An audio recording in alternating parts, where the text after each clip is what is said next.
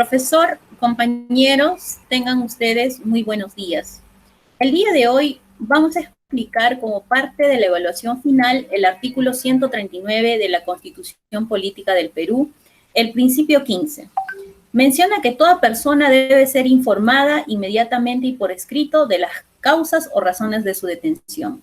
Bien, actualmente en nuestro país vemos un empleo abusivo de las potestades policiales, ya que a la persona que ha sido detenido no se le informa de manera inmediata y escrita los motivos de su detención, limitándose a darles una constancia que da cuenta de la situación del detenido.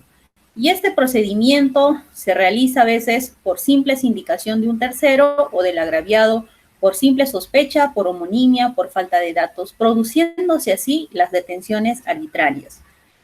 Este principio data desde el 1776, donde el pueblo de Virginia, buen pueblo de Virginia, declara estos derechos y esto formó parte de la Constitución de los Estados Unidos americanos.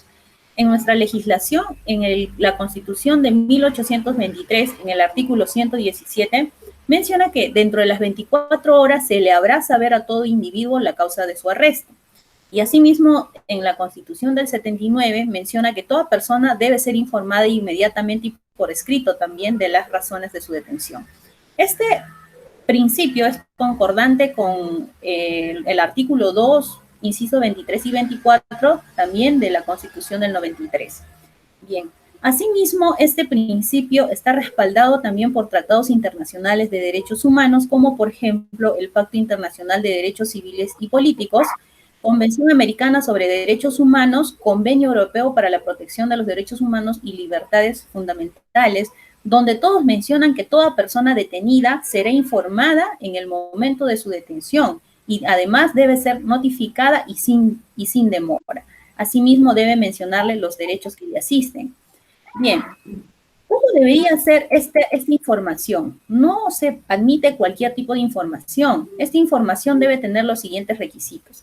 1. Debe ser razonable o debidamente motivada. Los argumentos sustentados en mención a normas legales no es posible aceptar, ya que la mayoría de los detenidos ignoran los dispositivos legales. Tiene que ser vinculada con la detención.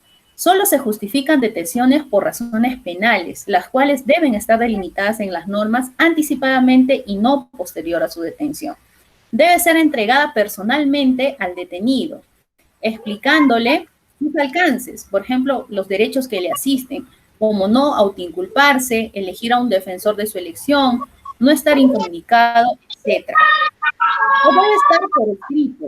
Nos permite conocer y ejercer los medios más adecuados para la defensa, asimismo para que quede constancia de dichos motivos, ¿no? Para que luego podamos evaluar y ver si ha sido una detención arbitraria.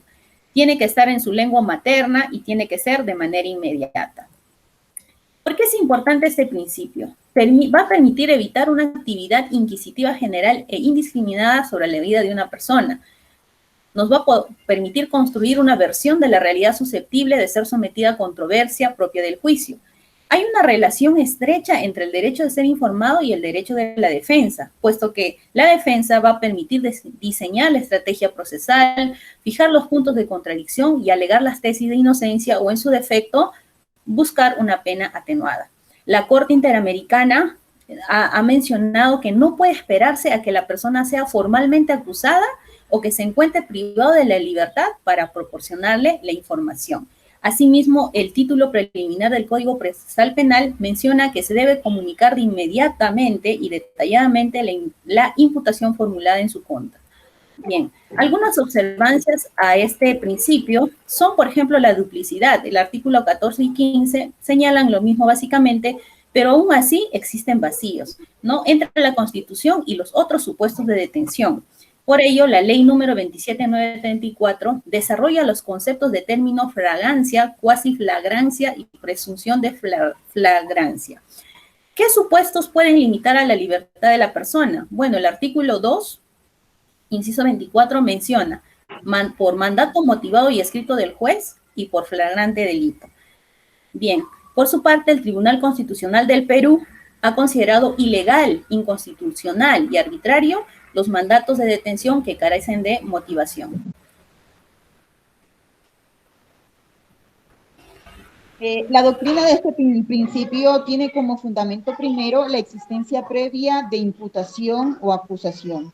Segundo, la imputación, acusación en sentido amplio y en sentido estricto. En sentido amplio es la atribución más o menos fundada a una persona de un acto presuntamente punible, y en sentido estricto es el medio procesal por el cual se informa al imputado previa investigación y evidencia que lo considere responsable del acto punible. En tercer lugar está la imputación y el principio acusatorio, que este se relaciona con el ejercicio del derecho a defensa. Cuarto, la idea de justicia y del debido proceso. Quinto, rige en toda clase de delitos sin excepción alguna. Y sexto, el derecho a ser informado de la imputación y la inquisitio generalis o la investigación general. En cuanto a la vulneración del principio, es la transgresión, quebranto o violación de una ley o precepto. Para la vulneración debemos conocer en primer lugar la parte legal mencionada anteriormente. Dice el artículo 2, inciso 24, literal F de la Constitución Política del Perú. Esta determina en dos formas. Primero, que es mandamiento escrito y motivado por un juez.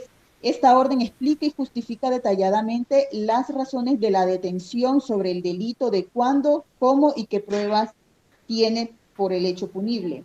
En estos casos, el juez va a cursar una orden de detención que será enviada a la unidad de requisitorias de la Policía Nacional y se registrará en una base de datos para que sea de conocimiento a todo el cuerpo policial y busque y ponga y detenga a la persona acusada. Esta orden tiene vigencia hasta que sea cumplida. Por otro lado, este artículo nos menciona que las autoridades policiales, en caso de flagrante delito, también lo encontramos en el artículo 259, inciso 1 del Código Procesal Penal. Primero, indica que si ha huido y ha sido identificado inmediatamente después de la perpetración del hecho punible, sea por el agraviado o por otra persona o por algún medio audiovisual o imagen. También indica que si es encontrado dentro de las 24 horas de haberse perpetrado el delito con efectos o instrumentos procedentes con los que realizó el acto punible, y también si se le halla señales en sí mismo o en su vestido. Tenemos también la normativa internacional, el Pacto Internacional de Derechos Civiles y Políticos, la Convención Americana de Derechos Humanos y la Carta Interamericana de Derechos Humanos también permite y admite estos artículos. De cualquier forma, la Constitución indica que la detención tiene que ser por 24 horas, excepto por terrorismo, espionaje y tráfico ilícito de drogas, que va a dar una detención no máximo de 15 días. En la vulneración ahora encontramos la parte ilegal, que es la detención policial arbitraria. Estas detenciones arbitrarias se pueden reconocer como la no identificación del personal policial, la orden judicial que no contiene los datos mínimos de identidad, lo mencionó la compañera sobre la homonimia, el uso de violencia física, psicológica, verbal e inclusive el abuso sexual, la discriminación o cuando se ejerce pacíficamente los derechos. Por otro lado, en la detención ilegal encontramos una detención que es legítima por el hecho punible, pero que el procedimiento no es correspondiente y que vulnera las garantías de la persona. Esta vulneración se encuentra en la detención sin información de las razones, ser puesto a disposición del órgano jurisdiccional excediendo el plazo de ley, o el que le impida recurrir a su detención o la reparación ante una detención indebida. Podemos ver el caso de una persona LGBT que interpuso una denuncia al Perú en la Corte Interamericana de Derechos Humanos, en la que indica que tuvo un arresto arbitrario en el cual inclusive menciona que fue abusado sexualmente, psicológicamente y se hizo la violencia física. En conclusión, podemos ver que este principio tiene la finalidad de que este derecho sea brindarle al acusado de forma oportuna los medios probatorios de su acusación. Este ordenamiento interno, o sea, la Constitución, tiene vigencia y reconocimiento expreso en cuerpos normativos internacionales de derechos humanos. El derecho a ser informado de la acusación es un atributo del derecho a la defensa que integra, entre otros, el debido proceso.